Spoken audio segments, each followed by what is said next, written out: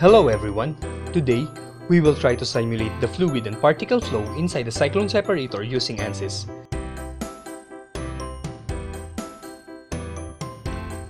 Cyclones are pollution control devices that were designed to remove fine particles, so-called dust, in a stream of air.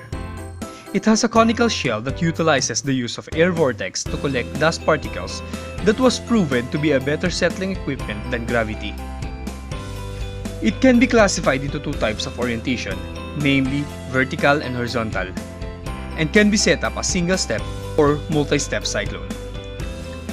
For vertical cyclones, the air enters the equipment tangentially, then forms a vortex as it travels down the conical section.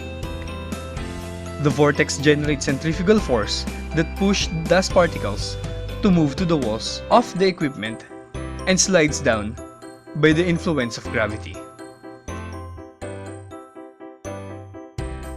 To start, open the ANSYS folder and choose ANSYS Workbench. Then wait for the program to load.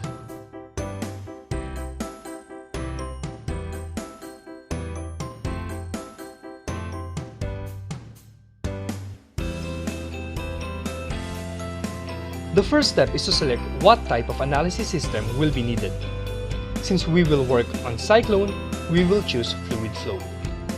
Fluid Flow Fluent was used since it is commonly applied for a wide variety of problems, while Fluid Flow CFX is more focused on turbomachinery and aerodynamics. After clicking it, a small box will pop out the working window containing stages needed to be completed in order to run the simulation.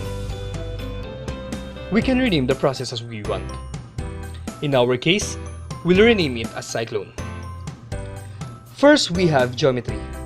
By clicking it, another window will open, which is a part of ANSYS named Space Claim. Loading it might take some time, so we cut the part of initializing Space Claim. At the Space Claim window, we can see a 3D plane, in which object for simulation will be prepared. We can directly create the object we want in Space Claim, or we can just import it. For our case, we will use a cyclone separator created using AutoCAD. To import an object, click on File, then click on Open. A window will pop out in which you can locate the object file to be imported.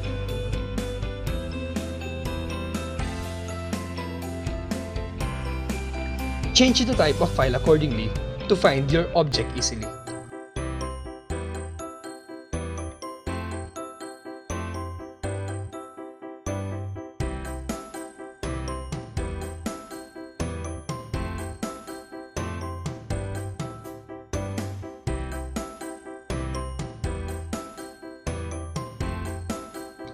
After importing the file, you can rearrange its orientation and zoom extents to properly view the object.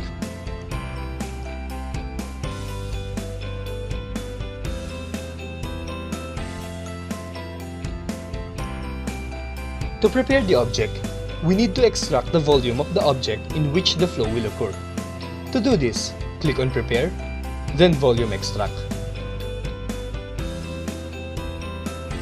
Then on the working pane, choose Select Edge, which identify the edges that encloses the region. Click on the edges of the object. Usually, it is the inlet and outlet of the flow.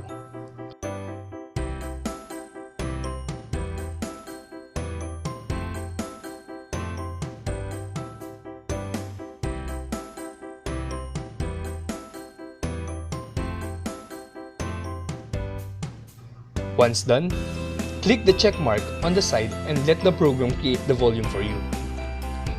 Make sure that the objects you created are connected to each other to avoid problems regarding volume extraction.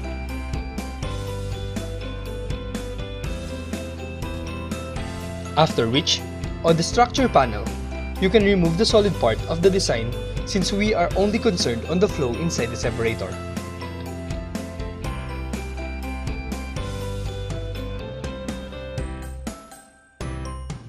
Finally, you can save the extracted volume for future purposes, or you can just continue working by closing the Space Claim window.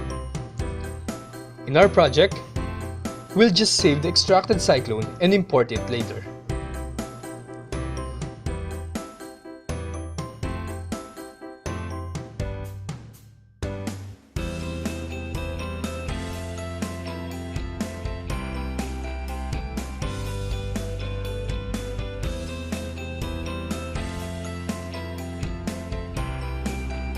After closing the Space Claim window, you will be brought back to the ANSYS workbench.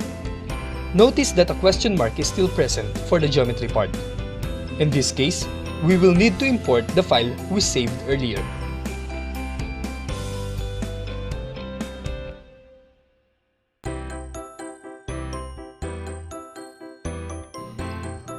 Right-click on Geometry, then click Import Geometry. Afterwards, browse for the file.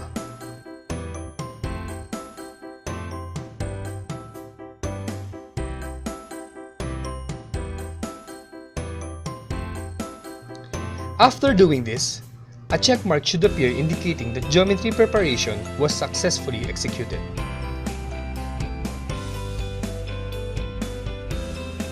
Click Mesh, and meshing window will open containing the object prepared earlier. Again, loading may take some time.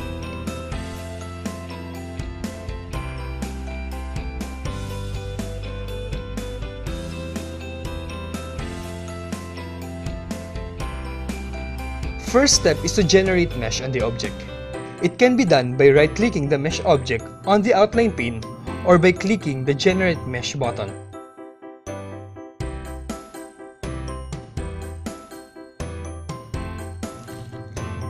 After doing this, lines or mesh should cover the whole cyclone separator.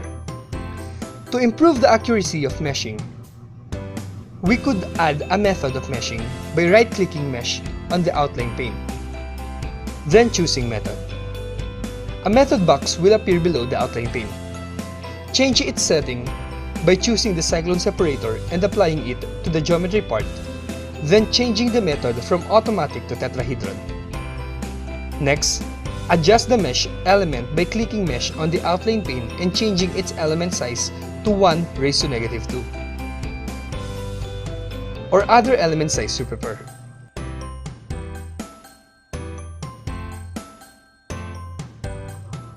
To apply changes, click on Generate Mesh.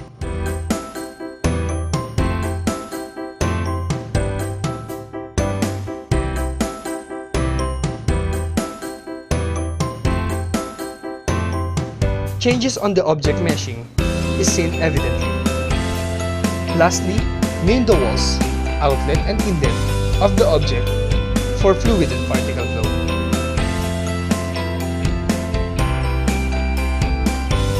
To do this, click on Face Identification or Face from the tabs above, then choose the part of the material to be named. After choosing, right-click on the selected face and choose Create Name Selection. Change the name of the face accordingly. Do this for the inlet, outlets, and walls.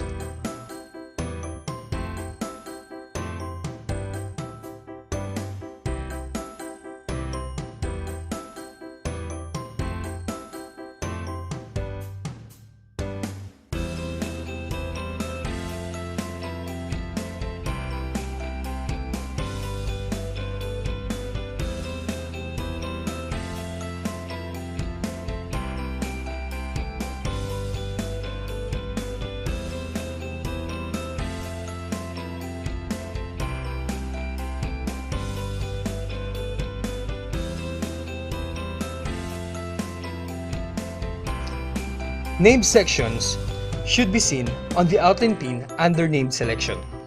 After this, you can close the meshing window. To apply changes done on meshing, right-click on Mesh, then update the mesh. A check mark should be seen after updating. Next stage is Setup. Click on Setup, then ANSYS Fluent Launcher will pop out. On Options, choose Double Precision.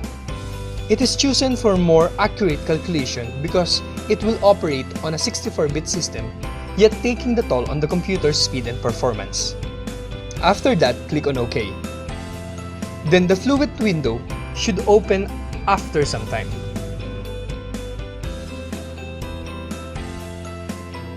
On the setup, first change the general settings by applying gravity on the system. Since on the orientation of the cyclone, it is directed on the z-axis, the gravitational acceleration should be set as 9.81 meter per second squared. Negative sign indicate direction of acceleration. Next on the model, since we'll consider the temperature of the system, we will turn the energy equations to on. Then on the viscous settings, we will change the setting from laminar to K epsilon since the fluid flow in the system is not assumed to be laminar.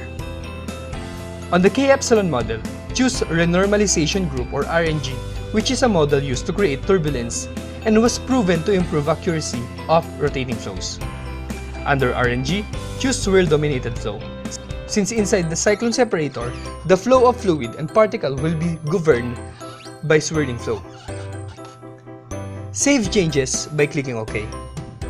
Next, since we are dealing with separation of solid particles, we will need to inject solid elements on the fluid flow. To do this, double-click on Discrete Phase. A window will pop out. On the interaction box, check the interaction with the continuous phase and update DPM sources. This is done to make sure that the injected particles will flow and interact with the fluid used. Next, click on Injection below, and then Injection window will appear. Click on Create button and set the injection properties.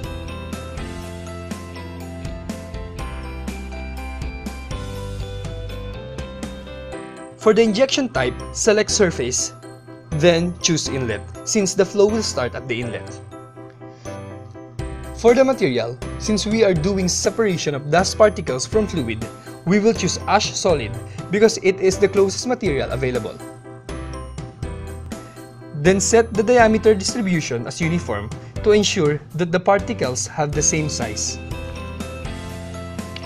For the point properties, set the velocity of the particles, but make sure to input on the correct plane. In our case, since the flow of material is tangential to the cyclone separator, we set the velocity at the x-axis to 8 meters per second. Negative sign indicate the direction of flow. Diameter of particles were also set. In our case, we set it to 5 raised to negative 6 meters or 5 micrometer. Then the temperature inside as 323.15 Kelvin.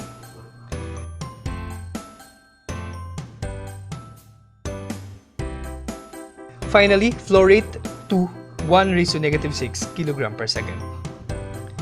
Click on OK to save the changes made.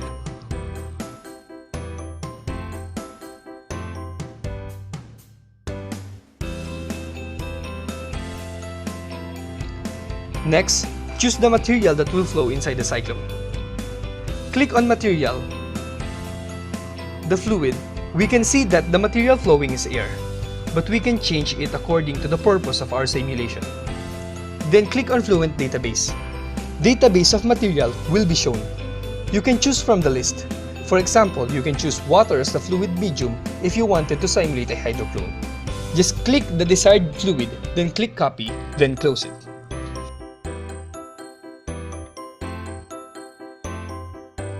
It must be seen that the material present is air and water. Since we'll be simulating cyclone separator, we'll choose air. It can be verified on cell zones condition. Click on it and verify if the material that will flow is air.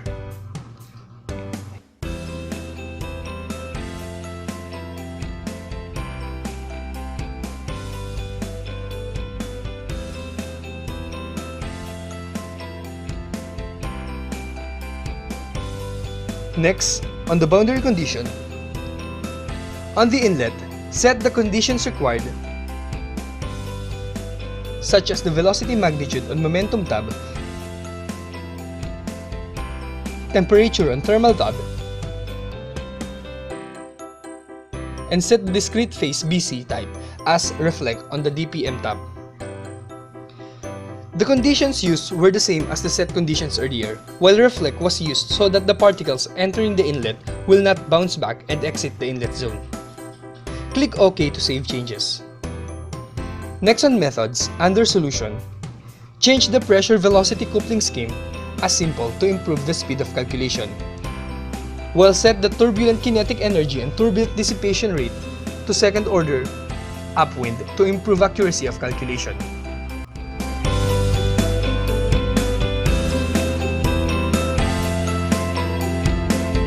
After setting the conditions, click on Initialization. Choose Standard Initialization and set the indent as the start of computation. Set parameters will also be shown.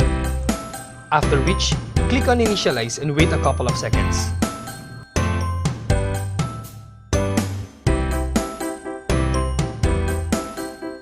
After initialization, click on Run Calculations and set the number of iterations to 1000 to ensure that the calculation will proceed at high level of accuracy. Wait for the calculation to finish. It will take some time.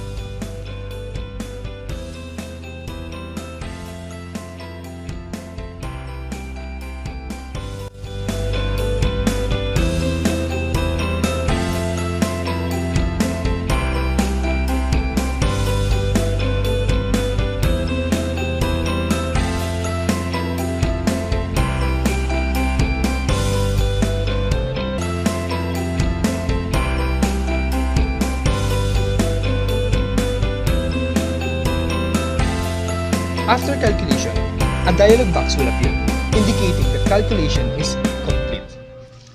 After calculation, save particle history data because it will be used for the next step. To do it, click on File, Export, then Particle History Data. Click on Injection on the pop-up window. Choose the folder where it will be saved.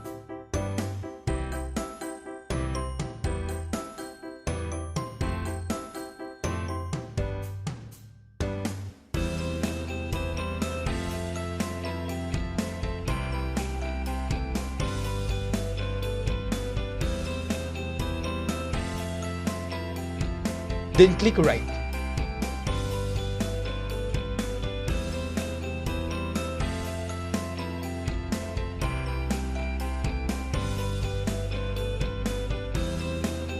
After that, close the Fluent desktop window. Lastly, on the ANSYS workbench, click on Results. CFD Post window will open after some time. To view the Cyclone figure, under Cyclone, Volume, mark the walls. Then click on it and edit its property.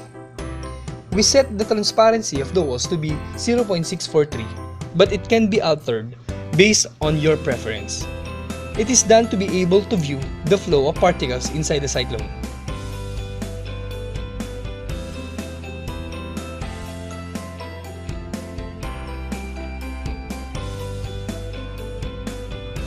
Next, import the particle data saved earlier. To do it, click on File, Import, then import Fluent particle track file and locate the file saved earlier.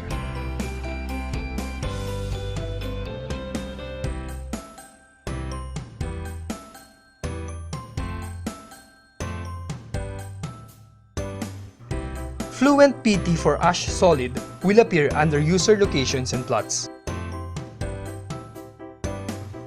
To improve the visual quality of material, click on it, then change the color flow to variable and set the variable as Ash Solid Particle Type or other variable you want to see, then click Apply.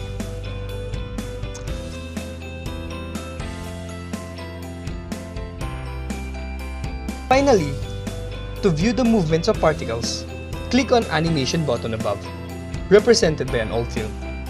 An animation window will appear. On the Objects to Animate box, choose Fluent PT for Ash Solid, then adjust the frames per second of the animation.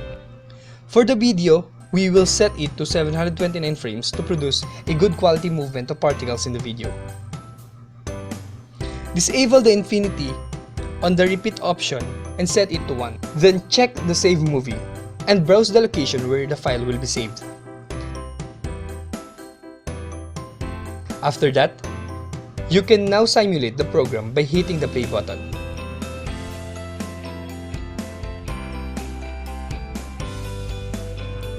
You can view the movement of particle inside the cyclone separator.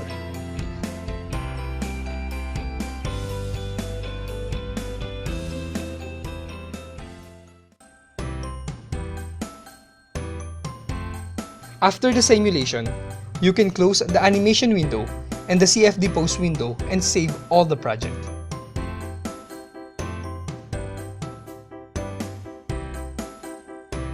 Now, to view the simulation, open the saved movie.